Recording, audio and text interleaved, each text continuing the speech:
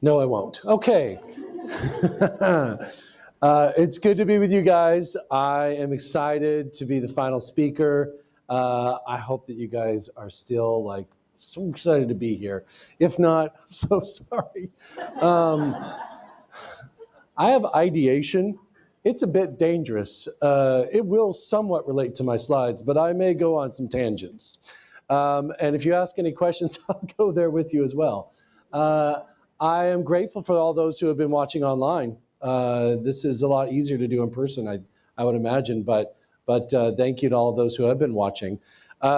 This presentation is really going down the rabbit hole with my ideation on how to use AI.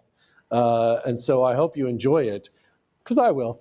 So I'll laugh at my own jokes and all those things. It's all good. You guys don't need to. All right, so I've got some polls. So if you open up your app, you can do this polls. Now, I actually thought you guys might have done it a couple of times before now, but this is the first time. So if you go to my session in the app, if you go to agenda, and then you go to my session, we can hear me say things back and forth in a mirror. But there's a place for polls, I believe, surveys, and then you can click on that. Abby, do you want to give any other instructions? Go into the session. At the very top, it says a new poll is live. Vote now. So you can see the first question is, do you see AI replacing jobs at your organization in the next 12 months? If you're like an entrepreneur and you're the only person who works there, this is going to be rough if you say yes. So go ahead and vote on this one, and we'll do. We will push results. Yes. Okay. So this will be our virtual audience and our in-person audience. Yeah, everybody, virtual and in person, can take this. Can they see all three questions already, or just one at a time? Just one? All three. All three. All right. So you can answer the other one, which is, in the next 3 years, do you see AI replacing jobs at your organization? Still depressing if you're the only one who works there. And then lastly, on a scale of 1 to 5, where 1 is strongly disagree and 5 is strongly agree, AI gives me more opportunities to do what I do best every day. Yay or nay? Now we're going to flip away from my slides for a moment once you guys have had time to answer these questions, and we can kind of look at what are some of your results, and then we'll show what representative samples results are. Yours may be different. We hand-selected many of you to come to this event. So it's okay if you feel way better than the people who we usually survey. That's expected. All right. Ben, let me know when you want to go. Oh, do you have a problem?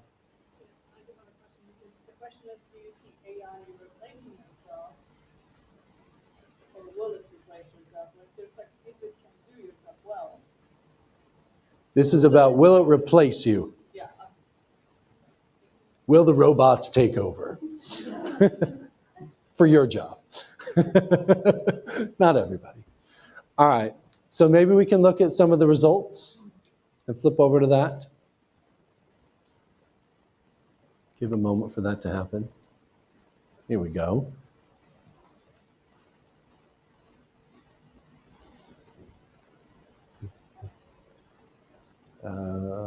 It's because we have 100%. I see. That meant everybody said yes? It's like, and this is over. Send your robots in. I'll train them. Like I said, this is an AI training. What are you all doing here? I don't know if it's showing, maybe it's not working and showing what the results are.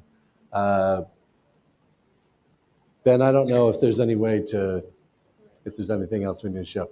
It's all right if this doesn't work, guys.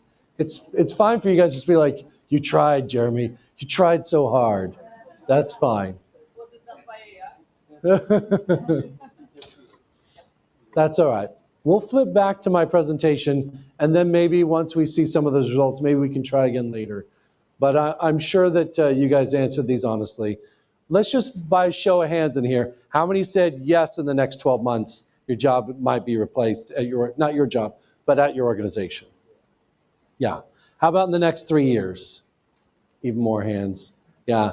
How many of you strongly agreed 5 out of 5 that you have the AI gives you the opportunity to do what you do best every day? Who gave a 4? How about a 3? 2?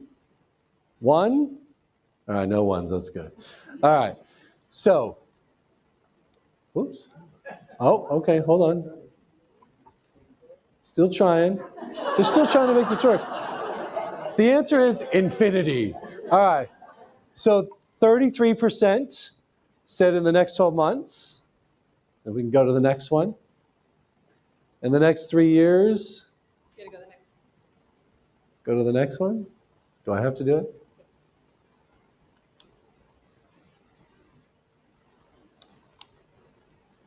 I don't know. Well, we got one of them, guys. That's not bad. I mean, that's not the worst. The worst would have been 0, right? I'm totally okay. We're going to go on. It's going to be fine. So we asked, see, this is not yours. All right? It's not you. It's not all about you guys, okay? There's other people in the world. These people are the CHROs in our roundtable. We have about 1,000 chief HR officers that lead global organizations that average 60 to 80,000 employees, and we asked these 2 questions. And you can see they kind of agreed with you. Fewer of them said yes on the next 12 months. You guys were at 33%, they were at 16. But around the same amount probably said yes in the next 3 years, around 72%. If it depresses you at all, we asked this question 2 years ago. Sorry. So we're into those 3 years now. Why do I show this to you? Mainly because everyone keeps saying we're not trying to replace jobs, we're trying to augment jobs, right? Have you heard that term, job augmentation?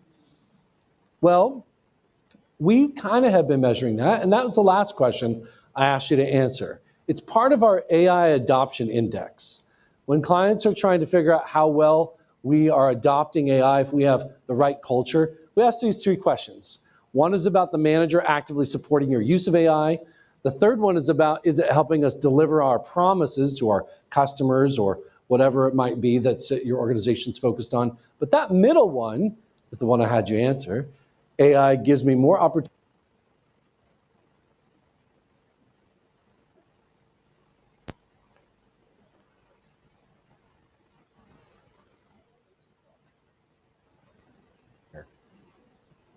Okay, we're back. So if it's doing its job, if you're using it right, it should be taking the cruddy things off your plate so you can do what you do best. It should be enhancing what you do, right? So this question kind of represents if you're getting that. Now, I don't know if you noticed this. My heart sunk because you might have misinterpreted it. But when John was speaking today, he said one word more than any other word. My name. I know, right? It was kind of exciting. Except he kind of felt like he was using it a little bit in vain when he said, I mean, AI work slop. I'm looking at Jeremy. I'm like, wait, you just made him think I do AI work. I do work slop. Dang it. I do work slop. There's been a lot of studies that was done and published in the Harvard Business Review that a study was done on work slop. That a lot of people are just using AI to do their job and throwing it on over to their peers. So they did surveys with these peers of when it happens, of what you think about the person who's done that to you. You don't trust them as much. Some of the needs of followers go down. You don't think very much of them. In fact, you're more likely to say, I think their intelligence is lower. I don't even think you're smart anymore. So you can use AI to do what you do worst, right? So this is looking at it. So we did a study of this in Europe, but then we used it to do a bit bigger of a study of about 10,000 individuals in the United States. And 15% of them said they could strongly agree with this item. It was a much higher percent in this group, thank goodness. But most people are saying, not a 5. Now, 37% in total gave it a 4 and 5. But the vast majority of people are giving this a no. No, it doesn't. So if we're all about job augmentation, we're failing. So how do we make it successful? Well, we dug into that a little bit with our data of how you get that percent giving it a 5 out of 5 to rise. And most of you know Gallup by now, but you know we care about 5s way more than 4s, right? Maybe you've heard our speeches on this, but if you were about to go into a surgery and unfortunately you had to have your left leg amputated, and you asked your surgeon right before you're going in, scale of 1 to 5, how clear are you on which leg you're going to cut off? And he says, I'm a solid 4. You're like, oh no, I'm losing both legs, aren't I? Let's put an X on this one, right? Let's get you to that 5. Or if you said, Mom, scale of 1 to 5, how much do you love me? She said 4. Now, some of you are like, that actually tracks. The rest of us are devastated, okay, because we need this. But when you actually care about the answers, you realize that while mathematically it's equidistant between a 1 and a 2 and a 3 and a 4 and a 5, the emotional distance between a 4 and 5 is a canyon. In fact, behaviorally, 3s and 4s are much more alike. So if your organization is combining 4s and 5s on like your engagement survey, it's engagement malpractice. Don't do it. All right, I'm going to keep going. Told you ideation. Anyway, so job 1, remember in the engagement hierarchy, expectations is number 1. Who cares what your strengths are if you don't know what to do, right? You're using your strengths to do something, so do what best? Well, has your organization communicated a clear plan or strategy? Now, if we asked the CHROs, a lot more of them would say, of course we have. But when we asked the people, did you? They're like, I don't remember that happening. And you see most of them said no. Well, what's the impact on the percent of people who strongly agree that the AI is helping them do what they do best every day? Remember, it was 15% on average. It drops in half if you don't have a plan. It goes up to 21%, strongly agreeing, if you do have a plan. Does that fix everything? No, it's still only 21%, but it's better, right? So having clear expectations helps. Okay, what's next? What about your manager being on board and encouraging this? You're 8 times more likely to say that AI is helping you do what you do best if your manager is actively supporting you using AI. That is a critical part. But what are they supposed to actively support you doing with AI? It's not very easy if they don't know how to use it, so that's a clear starting point. But if are all activities on AI, do they all have the same impact on the way you feeling like it's helping you do what you do best? Obviously, I'm answering that question because it's no. But what we found is the number one thing is using it to make predictions. If you're using it to help you predict things or forecast, that is actually going to give you the biggest boost. 31%, it's doubled, more than doubled, that say yes.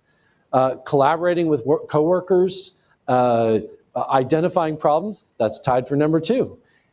You know which one is the most common activity? What's your guess? Which one do you think is the most common activity? Consolidating information or data? You're totally right. That is the most common one. It's still better than the average of 15, right? Like any of these is better. But if that's the most common one, we're leaving stuff on the table, right? We need to get more sophisticated in how we're using this. What about different kinds of tools?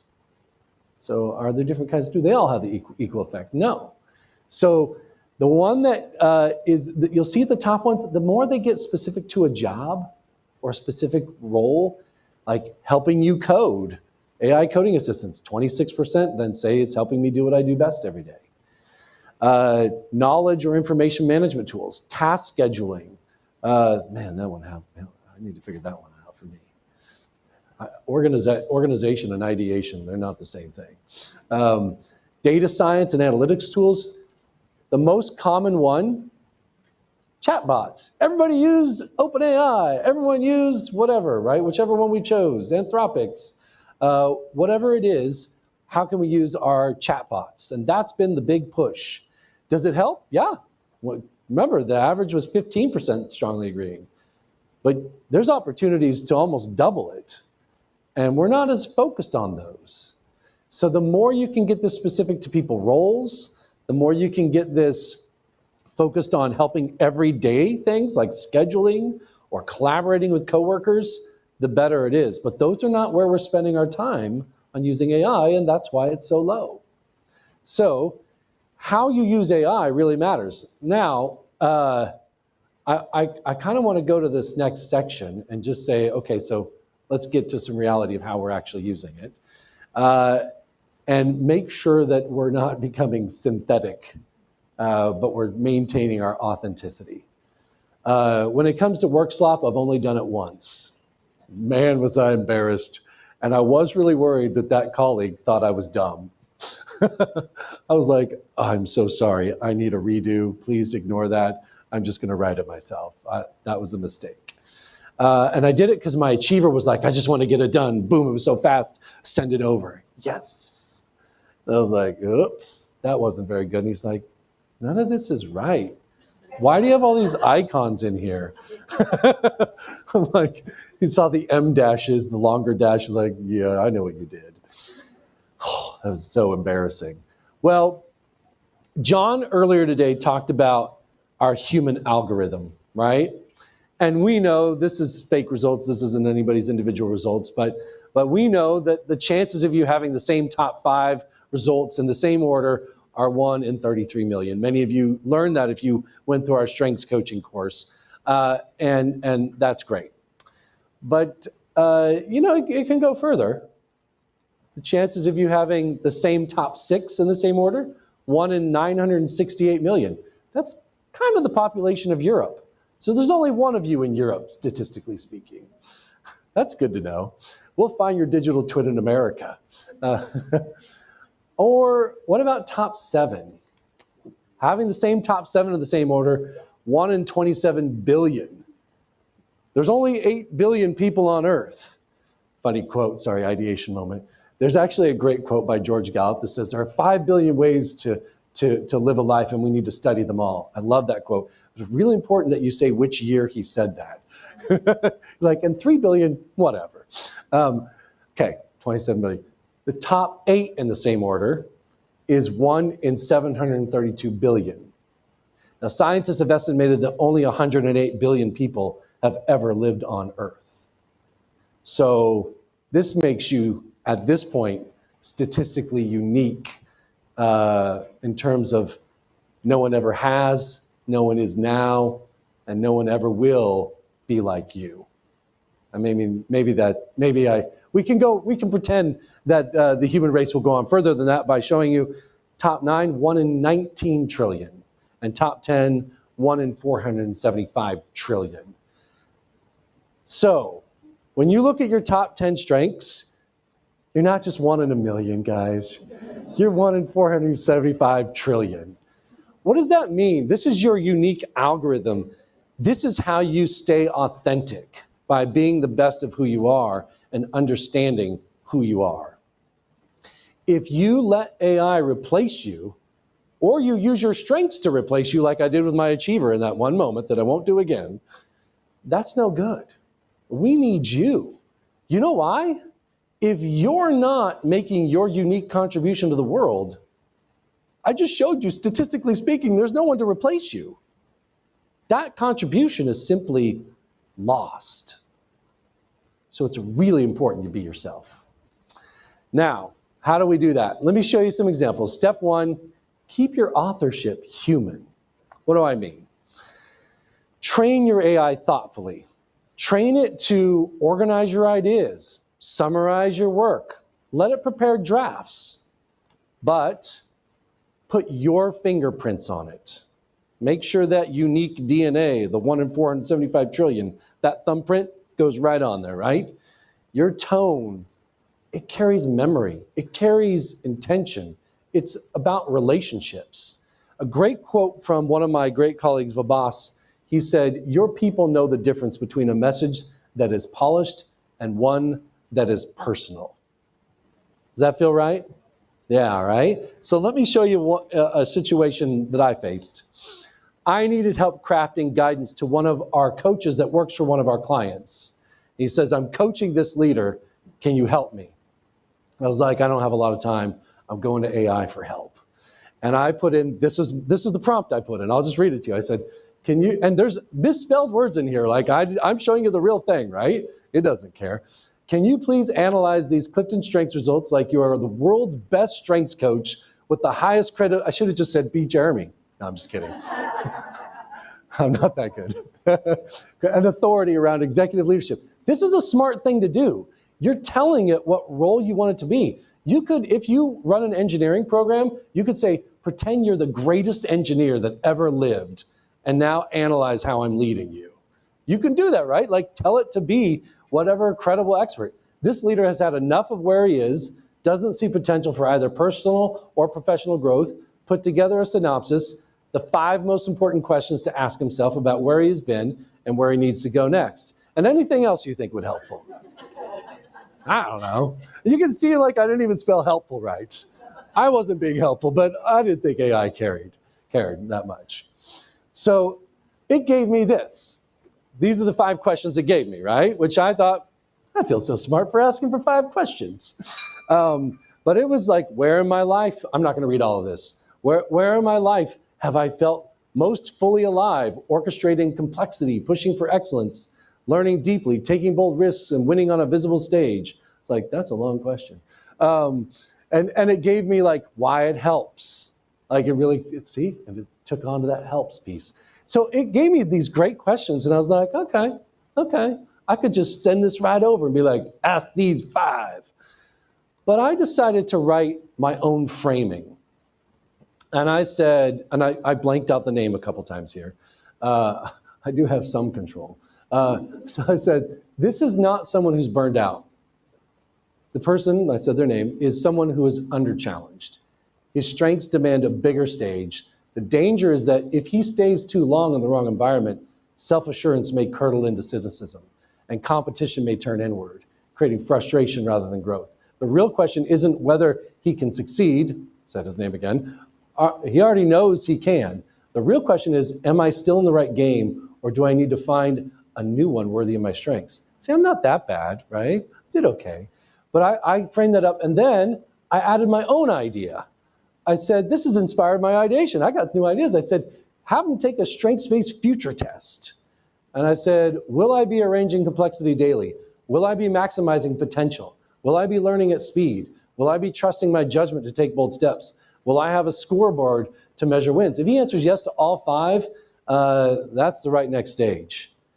I didn't send them the 5 questions.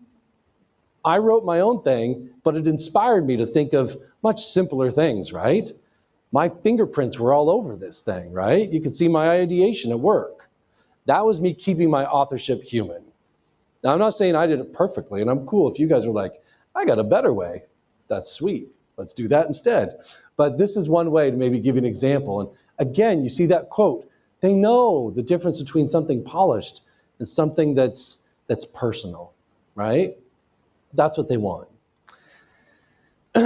This is what they said back to me. Just because I have woo, I wanted you guys to see people like me. Says, I don't quite know what to say. I thought you might, and you see, he didn't put the T on the end of the though.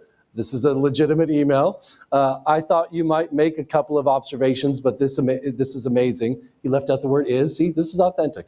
Amazing and so helpful. And it's helped me see how valuable Clifton can be. So that's a great outcome, right?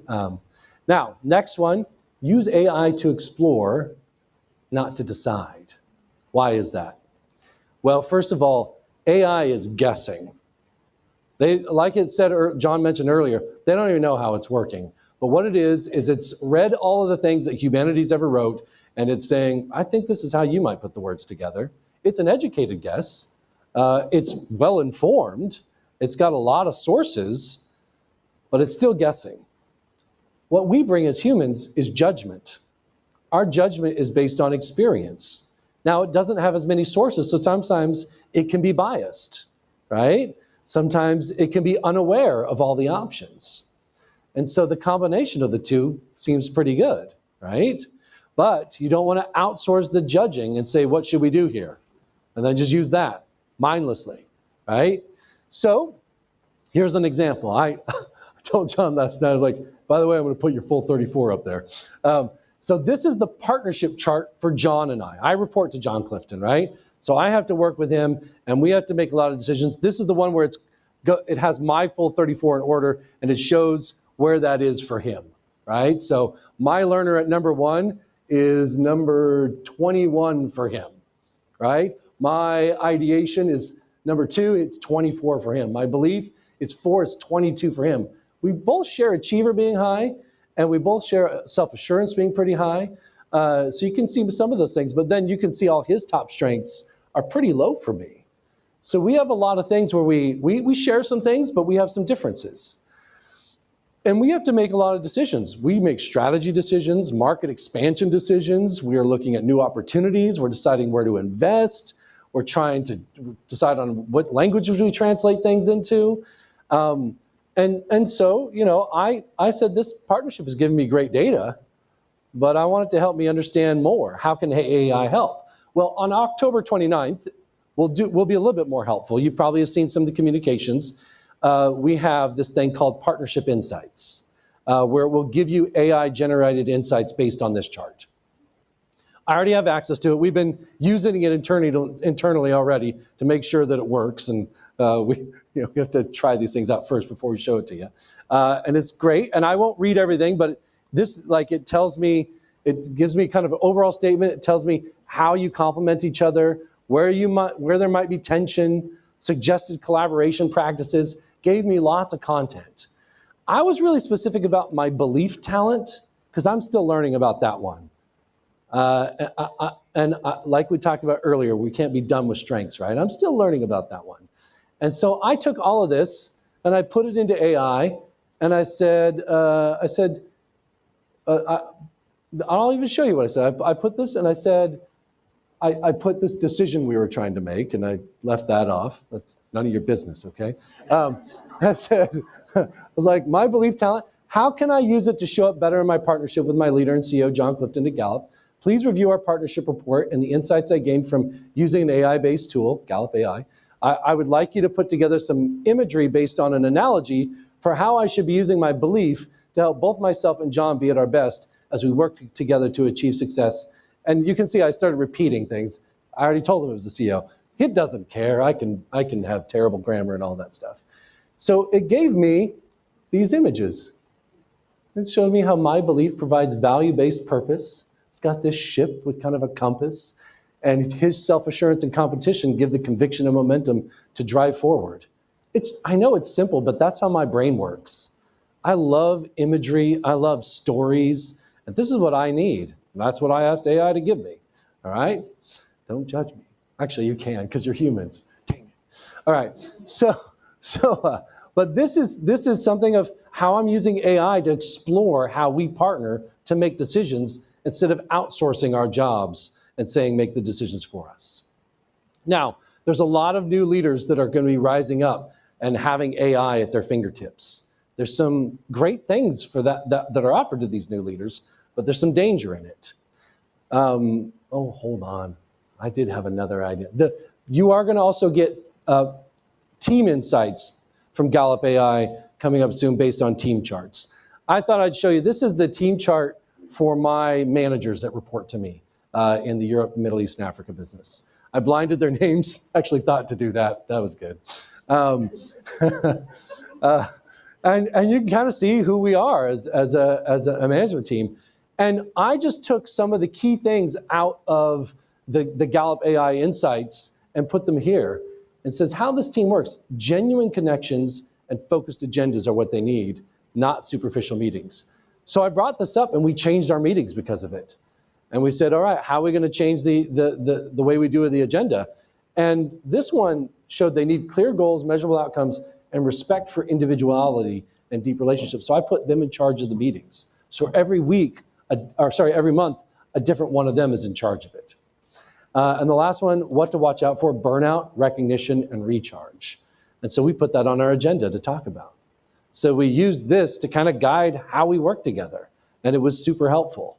So I'm excited about the things that Gallup AI is giving us in terms of partnership charts and team charts. And I hope you're looking forward to that when it comes out soon. I think October 29th is when it's coming. So it's later this month. All right, now back to what I was saying before I interrupted myself with a slide. Help younger leaders reflect before they replicate. What do I mean by that? We did some research in the United States with the Walton Foundation and found that of Gen Z, 47% said they're using generative AI weekly, but 41% says it causes them anxiety. So there's some issues. It's not going perfectly well, right? There's some things that are not working great for them. This is the pattern that can happen. So these leaders could start replicating leadership behavior before they even find their own voice. That's kind of dangerous because what it could lead to is a generation of emotionally disconnected leaders. Some might argue we're already there.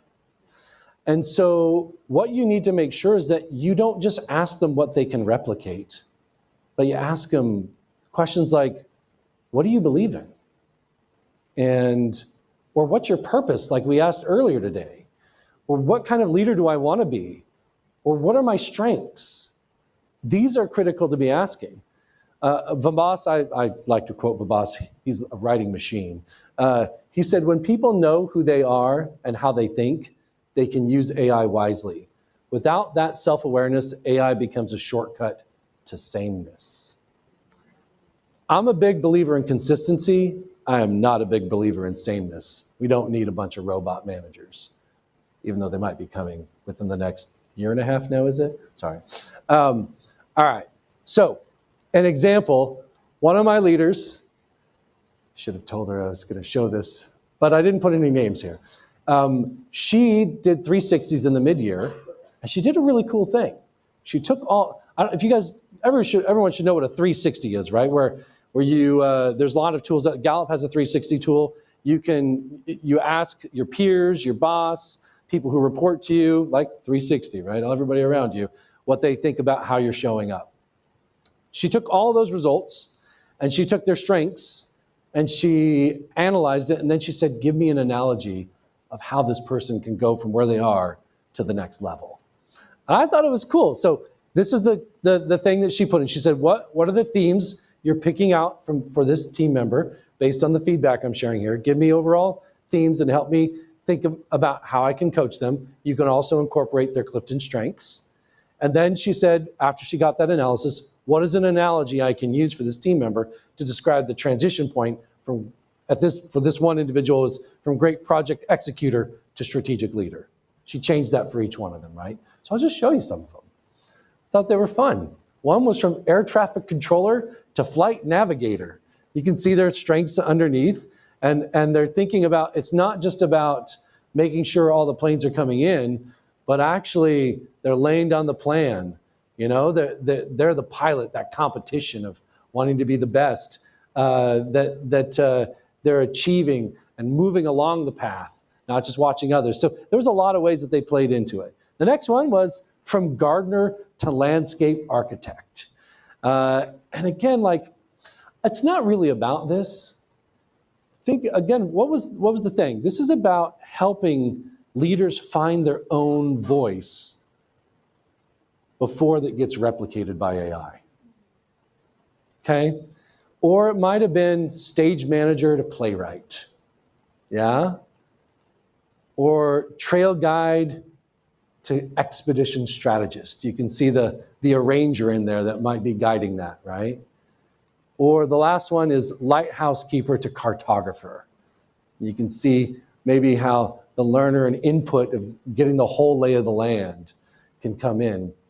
But they had this great conversation about, what are your strengths? Who are you? Where are you going? Let me help you find your voice as a leader in this organization, as a colleague in this organization. And this is the kind of development and mentorship that people need in a world that is a very synthetic more and more every day, when we need more authenticity, right? So the threat of sameness is real. Your uniqueness is not a branding feature, it's actually a leadership advantage. And stay whole, stay who you are. The most irreplaceable part of leadership is not AI, it's not your knowledge, it's your humanity.